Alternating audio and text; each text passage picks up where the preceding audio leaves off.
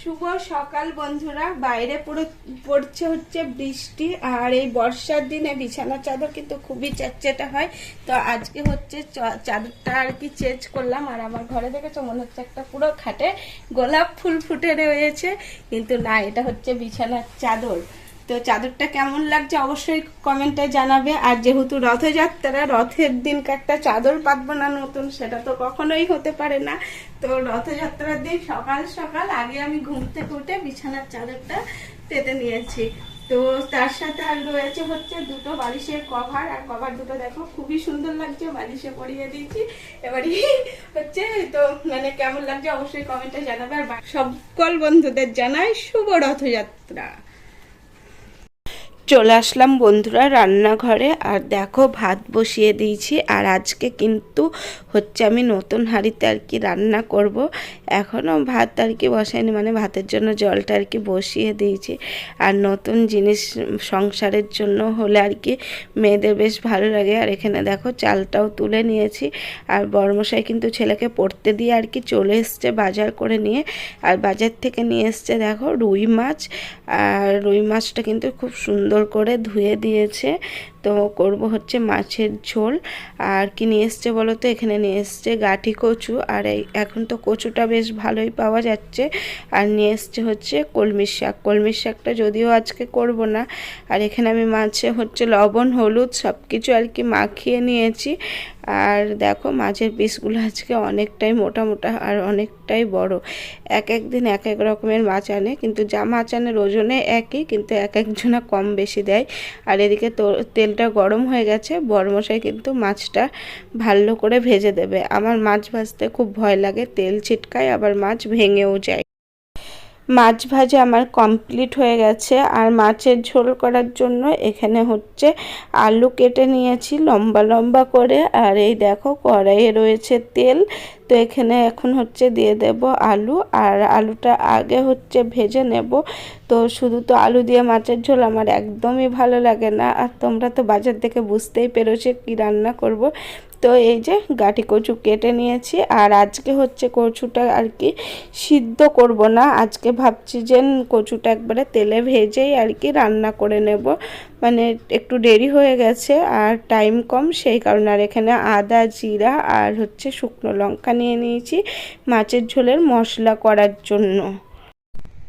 মাছের ঝোল বসিয়ে দিয়ে চলে এসেছি কিন্তু ছাদের উপরে। আমাদের এই ছাদ বাগানে প্রথম আর কি সাদা কালারের লিলি ফুলটা ফুটেছে। আর দু একদিন ধরেই আর কি লিলি ফুল ফুটা শুরু হয়েছে। আর ফুলটা দেখো কত সুন্দর আর খুবই ভালো লাগে। আর এই লিলি ফুল কিন্তু বৃষ্টির জল না পেলে একদমই ফোটে না। সেই জন্যই কিন্তু আমরা কিছুদিন আগেও দুইজনা বলা কওয়া করছিলাম যে আমাদের এই লিলি গাছগুলো তো সুন্দর হয়েছে, কিন্তু এখনও তো ফুল ফুটছে না, ফুলটা কবে ফুটবে কি জানি। আর আমরা সত্যি অধীর আগ্রহে ছিলাম এই লিলি গাছের ফুল দেখার জন্য।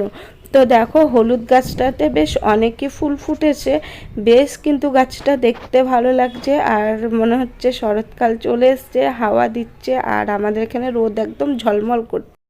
তারপর চলে আসলাম নিচে। আর এই দেখো আমার তো মাছের ঝোলটা কি আলু কচু সিদ্ধ হলো নাকি একটু দেখি। আলু তো সিদ্ধ হয়েই গেছে, আর একটু ভয়ে ভয়ে আছি কচু সিদ্ধ হবে নাকি।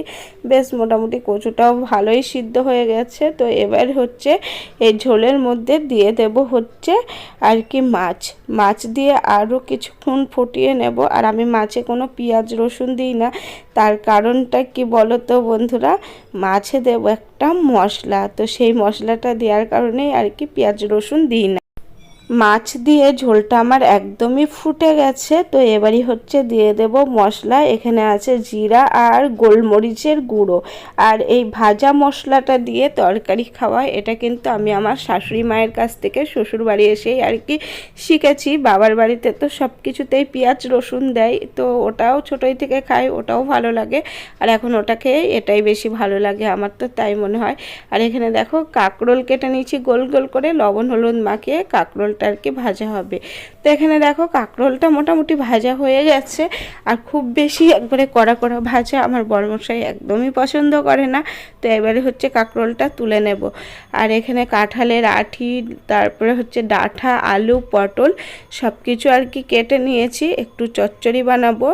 আর হচ্ছে কী দিয়ে করব বলো তো, সরষা পোস্ত দিয়ে। আর এখানে দেখো ডাঁটাটা একটু ভেজে নিচ্ছি, আর খুব বেশি ভাজবো না, এই চচ্চড়ি বেশি ভাজলে আবার ভালো লাগে না। আর এখানে দেখো সরষা পোস্ত কাঁচা লঙ্কা পেস্টটা কমপ্লিট। আর বাসন ছিল বেসিনে, বাসনগুলোও কিন্তু একদম আমি ধুয়ে মাজা কমপ্লিট হয়ে গেছে, আর সমস্ত কিছু ভাজা কমপ্লিট। পটলটা একটু ভালো করে ভেজে তারপরে এই যে আলু, পটল, ডাঁটা সব কিছু আর কি দিয়ে দিলাম, দিয়ে মশলা, লবণ, হলুদ দিয়ে একটু নাড়াচাড়া করে আর কি জল দিয়ে নেব। তো চলো রান্নাটা কমপ্লিট করি, তারপরে আবার আসি। তো রান্না কমপ্লিট, নিয়ে চলে আসলাম ভাত, লেবু, এখানে রয়েছে কাঁকরোল ভাজা, আর এটা হচ্ছে ওই যে সবজিটা, ডাঁটা, পটল, কাঁঠালের আঁটি, আলু দিয়ে সরষা পোস্ত, আর এখানে হচ্ছে আলু কচু দিয়ে রুই মাছের ঝোল।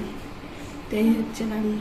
আর চলে আসলাম ছাদের উপরে, আর এই যে বালিশগুলো দেখছো চেয়ারের উপরে, তো আজকে তো রোদ উঠেছে, তোমাদের দাদাভাই কিন্তু মেলে দিয়ে গেছিলো, আর আমিও কিন্তু এই বিছানা চাদর টাদর কেচে একবারে মেলে দিয়ে গেছিলাম। আর এখন আসলাম তুলতে, আর এগুলো শুকিয়েও গেছে। আর আকাশটা দেখো কত সুন্দর, আর মনে হচ্ছে আকাশ দেখে পুজো কিন্তু একদম দোরগোড়ায় কড়া নাড়ছে। কখন কোথাও মেঘটা হচ্ছে সাদা নীল, বেশ কিন্তু ভালো লাগছে, আর পুজো গন্ধটাও কিন্তু চলে এসেছে। শুভ বিকেল বন্ধুরা, বিকেলে একটু রাস্তায় বেড়াতেই দেখছি গেট খুলে জেঠিমা ঢুকছে। তো আর রাস্তায় যাওয়া হলো না, জেঠিমা আসছে কি কারণে আর কি তোমরা সবই আস্তে আস্তে জানতে পারবে, ভিডিও দেখতে থাকো। আর জেঠিমা আসছে, আমার তো ভীষণ ভালো লাগছে।